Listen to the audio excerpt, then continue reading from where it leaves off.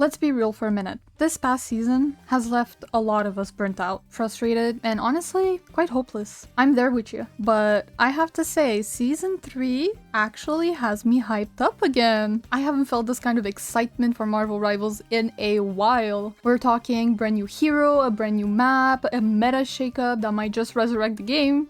If you're ready to dive in. Now I know you're on the edge of your seat to hear about the new hero being introduced in season 3.0, but I won't delay any further. Phoenix will be joining the duelist ranks as a ranged character. Her basic attacks seem to apply a sort of mark that once charged deals insane damage. You can pair that charged mark with her right click to erase any backline. Her shift is a sort of dodge or second chance type of mechanic. Her E is a flight ability with a meter or a stamina bar next to her character. Now, her ultimate is very powerful. It can destroy any construct, and she seems to plunge onto the ground for a big, massive AoE damage. Very broken in the trailer. In season 3.5, Blade will be finally joining the duelists as well. There's no official release of his abilities, but from what I gathered from leaks, he will be having two primary fires. One is a blade and the other is a gun. His kit might have some sort of self-sustained damage reduction, speed slows, or even healing reduction. His ultimate could be his sword applying AoE damage. I've heard speculations that his playstyle could be Wolverine-esque or dive with a focus to negate supports. Once again, it's too early to know for sure, but I prefer to keep you guys in the loop. Before we dive into the balancing notes, any new team-up mentioned here will be explained later during the team-up section. For buffs and nerfs, the Vanguards are getting a bit of help to deal with the Flyers meta. Emma Frost's diamond form is taking another nerf. RIP Thighs Nation. Her telepathic pulse damage will be reduced at 99 energy from 120 per second to 110 per second, and at 100 energy from 150 per second to 140 per second. The damage reduction of her diamond form will be reduced from 30 to 25%, and her ultimate cost will be reduced from 3700 to 3400. I still believe to this day that her diamond form is okay the way it is in season 2.5. I don't mind the damage being reduced if you get your ultimate faster on Emma. This might make her way stronger at contesting points or turning the fights around if she can get her ultimate quickly. Big mains, rejoice! You can fly while you punch. His new ability, Battle Blitz, will give the thing a leap towards the enemy at a maximum distance of 20 meters, gaining 25% damage reduction. Your punch also gains a new effect. It knocks down any enemy flyer that you hit with your punch. I'm excited to see you guys again on the battlefield. I think it's a great change for the thing, as he was benched because of the Flyers meta. Venom is getting a little bit of love. His cellular corrosion will have an increased enemy slow effect from 15% to 25%. Very fair buff in my eyes.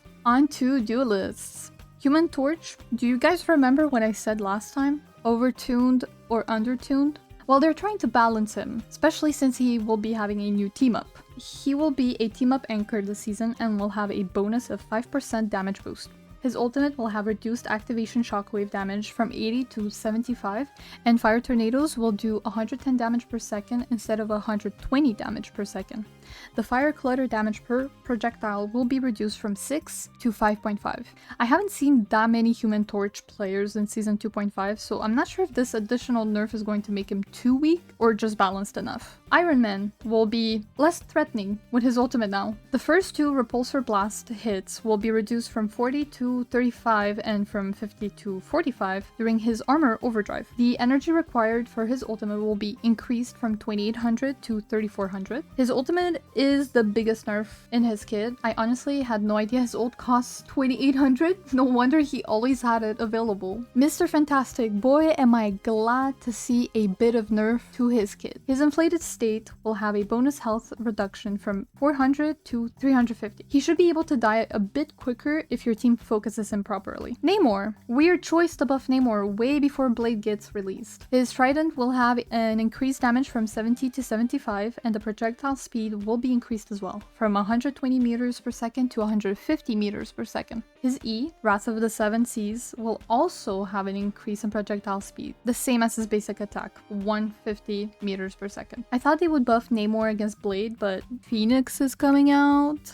How is this fish going to take care of her? I have so many questions. Scarlet Witch did see lower pick rates this season. It's time to remind the player base how deadly she used to be. The max slow rate during her ultimate gets reduced during the charge period from 35% to 25%. Her ultimate will have increased damage from 750 to 850. Well guys, it's time to keep track of her ultimate and make sure you have any form of crowd control to stop her from erasing us from reality. Spider-Man. I just know Necros was on his knees day and night praying for a buff. He loses his bonus as the anchor of the team up with Squirrel Girl, but gains a new team up ability with Human Torch. His kick damage to pull enemies from Get Over Here will be increased from 50 to 55. His basic attack mid-air damage will be increased from 50 to 55, and his uppercut damage will also be increased from 55 to 60. With his new team up, this might be too big of a buff in my eyes. I fear he will see his ban rates increase once more. Punisher thrived in season 2.5, but maybe he thrived a bit too much. His turret's projectile damage is decreased from 12 to 10, and the spell field damage is also decreasing from 12 to 10. His ultimate will see an increase in energy requirements from 3400 to 3700. Punisher players will have to be much more careful about the timing of their ults to not let it go to waste. Winter Soldier received a little peck on the cheek from the devs. His basic attack fall off is now at a maximum of 70% instead of 60% at 40 meters. This is not too strong or too weak, just balanced enough. Wolverine gets a new team up and some balancing. His Feral Leap strike duration is increased from 4 seconds to 5 seconds. The cooldown is increased from 12 seconds to 15 seconds. Even though this is more balancing, the new team up renders him a must ban in season 3. For the last section, strategist. Invisible Woman is getting a buff just in time with her movie release later in July. Her basic attack's healing will be increased from 40 to 45 and her damage from 20 to 25. However, when these orbs are returning to her, they will have reduced healing from 40 to 35 and reduced damage from 20 to 15. Yep, if you did the math, there is no difference to the amount of healing she does. Her first orb will do 5 more healing and damage, but will also do -5 healing and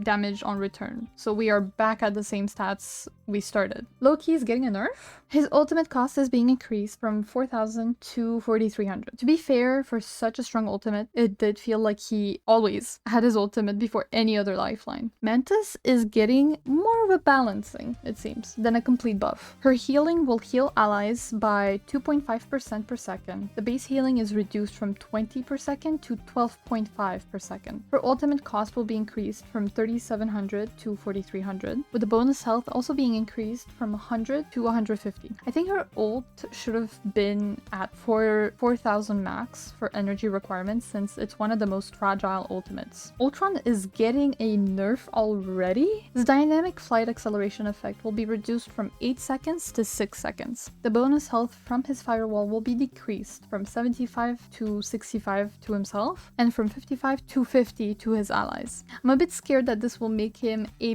bit too fragile in the sky. For team-ups, we are saying goodbye to Storming Ignition and Isu Illuminus. For team-ups adjusted, Symbiote Shenanigans, Hela will join the team. Her E, Soul Drainer, will have symbiote tendrils that latch onto enemies, linking and slowing them down as they get dragged towards the impact point. Jeff is also getting an increase in bonus health from his team-up ability, from 50 to 100, and the tendril link period will be increased from 3 seconds to 5 seconds. Stark Protocol will have Squirrel Girl joining the team. She gains a new team-up ability that seems to track enemies and explodes on impact. It would be a good team-up against flyers who are often harder to reach. Guardian Revival will have an increased cooldowns for the cocoons of Mantis and Star-Lord, going from 120 seconds to 135 seconds. For added team-ups, we do have 2 new team-ups. The first one being Primal Fire with Phoenix and Wolverine. With Phoenix as the anchor, Wolverine gets infused with the Phoenix Force. After his Feral Leap,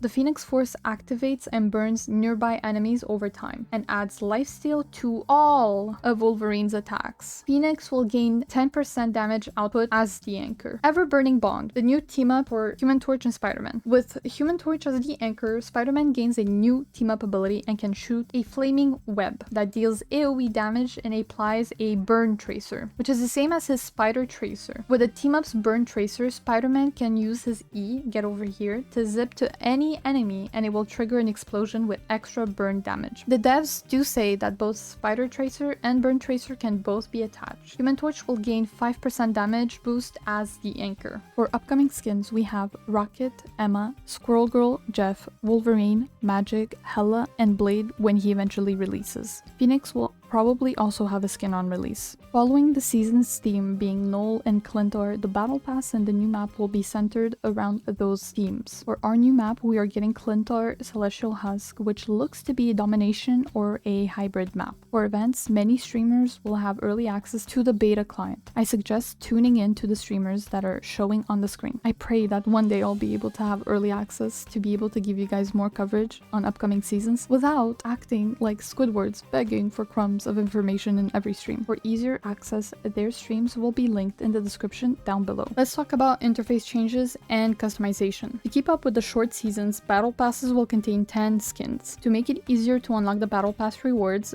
the amount of chrono tokens you can earn will be increased. There will be no more daily missions, only weekly missions that will remain unlocked until the end of the season. You will also have access to a series of challenges which will offer even more chrono tokens, and these challenges will last the entire season. Events navigation will be improved and much easier to browse. For customization, we have a lot of good new changes. First, we will have access to some sort of weapon keychain but on your hero. It will be available for Winter Soldier, Psylocke, Groot, Rocket, Jeff, Invisible Woman, Emma, and Spider-Man. By playing quick match or competitive, you will gain accessory points and can exchange them for your desired keychain. Some skins will have enhanced VFX ultimates only visible to you as to not clutter the battlefield. To unlock those VFX, you can earn unstable molecules through battle passes and events. Now I know we were all sick of having an MVP assigned to one skin only. Well, they changed that. You can mix and match your MVPs and your skins as you wish. There will be new chroma variants for Scarlet Witch, Jeff, Rocket, and Invisible Woman. Your team lobby background will change according to your equipped skin. For lore enthusiasts, get ready to enjoy yourselves in the newly revamped gallery section. You will be able to check out some cinematics as well. Your post-match results will have increased clarity and information about your progress in terms of events, battle passes, or challenges. If you are a university student, you can now enjoy 10 skins and MVPs as trials by completing verification with your university email. If you do not have one, because your university might not be on NetEase's list, you can try to reach out to the support team to add your university on their list. You cannot message your friends or squad on Discord, but through the Marvel Rivals client. Be sure to connect your Discord to your account to have access to this feature. For those of you that still struggle with NVIDIA GPU crashes, the devs advise you to update your NVIDIA drivers to version 576.80, which will reduce your crashing issues. Besides my uncontained excitement, which trust me, I wish I could scream through the screen, I'm also extremely worried about Wolverine escaping my banning grasp. If he slips through, no vanguards will survive. Season 3 is bringing a lot of changes, and honestly might just be the shake-up Marvel Rivals needed. Whether you're flying in with Phoenix or crying over Emma's diamond loss, I want to hear your thoughts down below. If this video helped, or if you just needed to trauma bond over the patch notes, drop a like and consider subscribing for more breakdowns, guides, and updates as chaos unfolds. See you in the battlefield. Unless you're playing Wolverine, then stay away from my tanks, respectfully. Ciao!